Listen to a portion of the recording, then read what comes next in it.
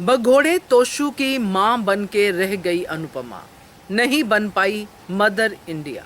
नमस्कार दोस्तों, स्वागत है आपका आपके अपने चैनल हंग्री स्पिरिट्स में। हंग्री स्पिरिट्स देख रहे सारे दर्शकों का मैं अंजू शर्मा दिल से स्वागत करती हूँ।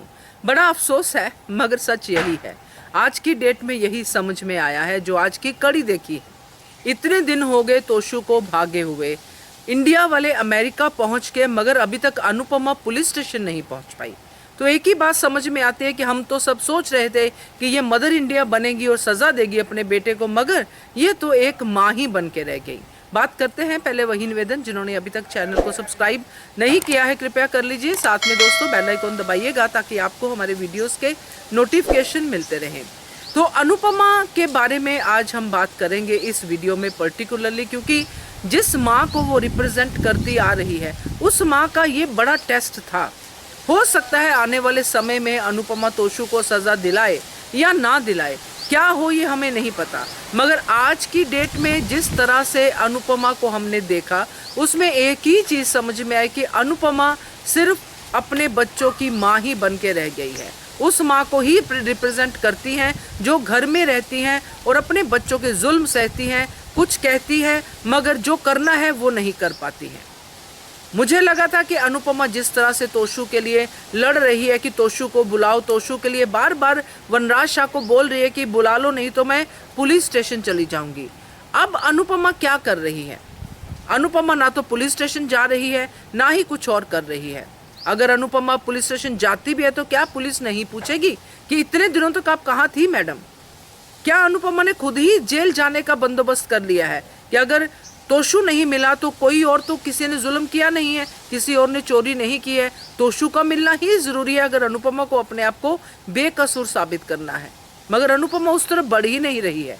वो किस उम्मीद पे बैठी है ये नहीं समझ में आ रहा। क्या ब्लैकमेलिंग करके, क्या इमोशनली ऐसे बोल के, क्या वनराज शाह जैसा जो पत्थर है वो पिघल जाएगा? नहीं। तोशु वापिस आ जाएगा? नहीं। आज तोशु जिस तरह से कर रहा है मुझे ऐसा लगता है जो वनराज शाह ने कहा वही कुछ होने वाला है। वनराज का ये कदम गलत साबित होने वाला है।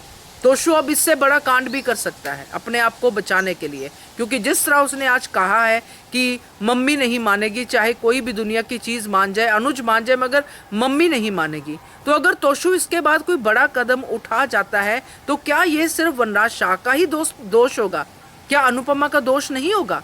बिल्कुल होगा। अनुपमा को समय पे पुलिस के पास जाना चाहिए था और दिखाना चाहिए था कि मैं अपने बेटे को सज़ा दे सकती हूँ।